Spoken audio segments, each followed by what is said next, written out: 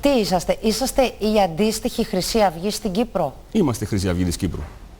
Και να σας ενημερώσω ότι όταν ξεκίνησε το Εθνικό Λαϊκό Μέτωπο, κατατέθηκε αρχικώς η ονομασία Χρυσή Αυγή, η οποία δεν έγινε αποδεκτή από το Υπουργείο Εσωτερικών και γι' αυτό προχωρήσαμε στη δημιουργία του Εθνικού Λαϊκού Μετώπου. Άρα είσαστε το ένα και το αυτό με τη Χρυσή Αυγή? Δεν το έχουμε εγκρύψει ποτέ, ότι έχουμε άριστη συνεργασία, ότι θεωρούμε αδελφικό κίνημα το ελληνικό εθνικιστικό κίνημα και θεωρούμε ότι τα προβλήματα τα οποία αντιμετωπίζουμε αυτή τη στιγμή ως Κύπρος και ως Ελλάδα, ως ελληνισμός συνολικότερα, χρειάζονται να αντιμετωπιστούν από κοινού. Συμφωνείτε δηλαδή με τις ενέργειες των βουλευτών της Χρυσής Αυγής? Προχθές είχαμε επίθεση κατά του Δημάρχου με Λιγαλά πριν από 2 μέρες.